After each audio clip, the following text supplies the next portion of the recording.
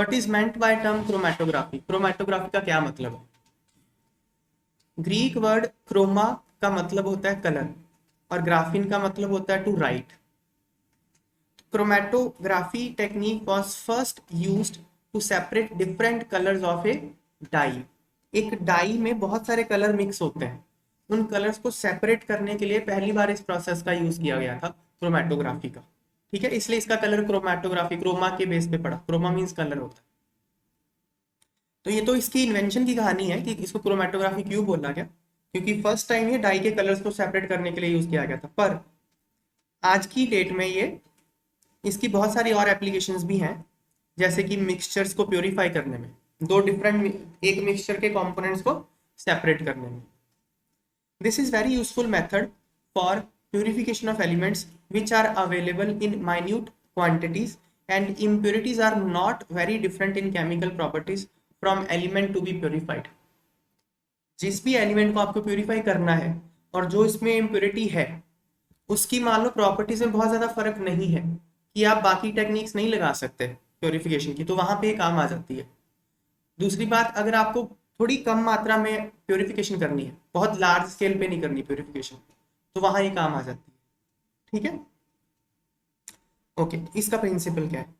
This method is based on principal that different components of a mixture are differently adsorbed on an adsorbent। ये इसका principal है। ठीक है ना?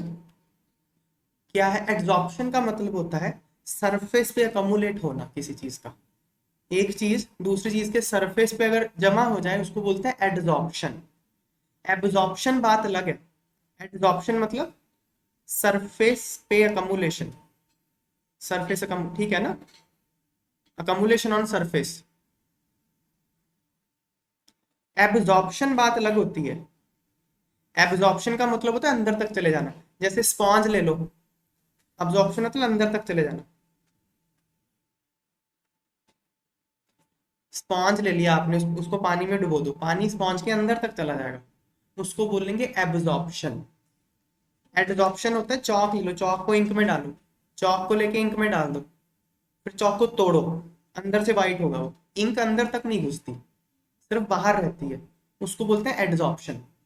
तो एक मिक्सचर जिसको आपको सेपरेट करना है अलग अलग कंपोनेंट में, उन कंपोनेंट्स की जो एड्सॉर्बिंग पावर है किसी एड्सॉर्बेंट पे, एड्सॉर्बेंट मतलब जिस पे एड्सॉर्प्शन होती है। मान लो ये चीज है, ये बाहर से कोई गैस आई है, मान लो सॉलिड है, तो गैस का यहाँ पे अकमुलेट होना, तो सॉलिड को बोलेंगे एड्सॉर्बेंट। सॉलिड को बोलेंगे एड्सॉर्बेंट, मतलब जिसकी सरफेस पे होती है एड्सॉर्प्शन, और जो हो जाए एड्सॉर्ब उसको बोलते हैं एड्सॉर्बेट। जैसे यहाँ पे गैस क्या होगी? एड्सॉर्बेट। तो जो एड्सॉर्बेट मतलब मिक्सचर के अंदर जो कंपोनेंट्स होंगे वो एड्सॉर्बेट का कहलाएगा। तो जो मिक्सचर के अंदर कंपोनेंट हैं उनकी एड्सॉर्ब होने की जो कैपेसिटी है वो डिफरेंट है। ये इसका प्रिंसिपल है। समझ में आई बात? तो अब इसको एक एग्जांपल लेके समझते हैं। The mixture is put in a liquid और gaseous medium which is moved through the adsorbent. एक एग्जांपल लेके समझाया यहाँ पे, देखो। क्रोमेटोग्राफी ना बहुत तरह की होती है। There are several chromatographic techniques such as paper chromatography, column chromatography, gas chromatography. इनका प्रिंसिपल भी थोड़ा बहुत वेरी करता है। जैसे जो मैंने यहाँ प्रिंसिपल बताया वो कॉलम क्रोमेटोग्राफी का प्रिंसिपल है कि एड्सॉर्प्शन का रेट डिफरेंट है। तो अलग अलग तरह की होती है क्रोमेटोग्राफी। कॉलम क्रोमेटोग्राफी को यहाँ एग्जांपल लेके समझाया गया, मैं वो समझा रहा हूँ अभी। ठीक है, यहाँ पे क्या हो रहा है? यहाँ पे आपने Al2O3 एल्यूमिना रख लिया, यहाँ पे आपने Al2O3 का एक कॉलम बना लिया, ग्लास रॉड लिया आपने, ठीक है, उसके अंदर क्या फिट कर दिया? Al2O3 फिट कर दिया। ओके, Al2O3 एड्सॉर्बेंट होता है, ये एड्सॉर्ब करता है। जिस मिक्सचर के कंपोनेंट्स को आपको सेपरेट करना है उसको आपने यहां रखा, इस मिक्सचर के कंपोनेंट्स को आपको सेपरेट करना है, मतलब ये मिक्सचर है, ऊपर से आप कुछ फ्लूइड कुछ डालते हो, ये फ्लूइड क्या करता है? इस मिक्सचर के कंपोनेंट को पहले तो खुद में डिसॉल्व कर लेता है, तो सोल्यूशन बन गया इस मिक्सचर के कंपोनेंट्स का। ठीक है ना? और फिर ये नीचे फ्लो करेगा, ऐसे करेगा ना, फ्लो फ्लो करेगा नीचे से, यहाँ आप इकट्ठा करते जा रहे हो, ये जो लिक्विड है ऊपर से डाल रहे हैं, नीचे से इकट्ठा हो रहा है। समझ में आई बात? लिक्विड तो ऐसे ही हो रहा है, ऊपर से डाला नीचे से आपने निकाल लिया। लेकिन ये जो मिक्सचर ऑफ कंपाउंड्स हैं ये पता कहाँ जा रहे हैं? अब इसमें मान लो दो चीजें हैं ए प्लस बी, मान लो दो चीजें हैं, मिक्सचर दो चीजों का ए और बी का। मान लीजिए ए की एड्सॉर्प्शन पावर ज्यादा है, ए ज्यादा एड्सॉर्ब होता है और बी कम एड्सॉर्ब होता है। तो जैसे जैसे मिक्सचर ऑफ कंपोनेंट्स इस फ्लूइड के साथ नीचे मूव करेगा, वैसे ए तो पहले एड्सॉर्ब हो जाएगा Al2O3 पे, नहीं, ए यहाँ पे देखो ये ए बन जाएगा, ए पहले एड्सॉर्ब हो जाएगा, और क्योंकि बी की क्षमता कम है एड्सॉर्ब होने की, इसलिए बी बाद में एड्सॉर्ब होगा। समझ में आई बात? तो आपके पास दो अलग अलग बैंड बन जाएंगे, इन बैंड्स को फिर सुटेबल टेक्निक्स के साथ अलग कर लिया जाता है। ये बहुत ही बेसिक सा प्रिंसिपल बताया क्रोमेटोग्राफी को, बहुत डिटेल में नहीं बताया गया, मोटा मोटा समझ में आ गया क्या है? हाँ, सोल्यूशन ये बाहर से तो आपने कुछ अलग डाला है, आपको सेपरेट तो इनको करना है, मिक्सचर ऑफ कंपाउंड्स को।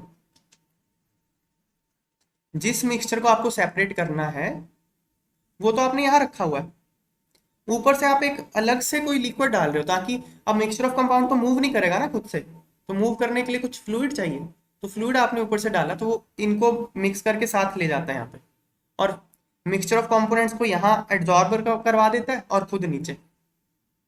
तो इसका तो बेसिकली कोई काम ही नहीं था, ये तो सिर्फ मूवमेंट के लिए था। हाँ, लिक्विड नीचे जाएगा, लिक्विड के साथ साथ मिक्सचर ऑफ कंपोनेंट्स भी जाएंगे मिक्स होके, और मिक्सचर ऑफ कंपोनेंट्स यहाँ एब्जॉर्ब हो जाएंगे, जो ज्यादा एब्जॉर्ब होगा वो ऊपर, जो कम एब्जॉर्ब होगा वो नीचे। इस तरह से अलग अलग बैंड बन जाएंगे, उनको आप फिर सूटेबल टेक्निक से रिमूव कर लीजिए, तो ये दोनों अलग हो गए ना। फिर प्रिंसिपल समझ में आ गया, कितने भी हो सकते हैं, ठीक है ना। अब पढ़े एक बार इसको, ये कॉलम क्रोमेटोग्राफी का एग्जाम्पल हुआ एक, देखो पढ़ते हैं इसको एक बार।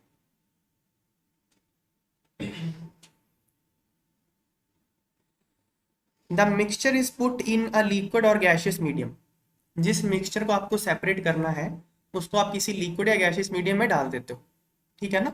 विच इज मूव्ड थ्रू एड्सॉर्बेंट, फिर इन सबको कहाँ मूव किया जाता है? एड्सॉर्बेंट के थ्रू मूव किया जाता है। समझ में आ गई बात?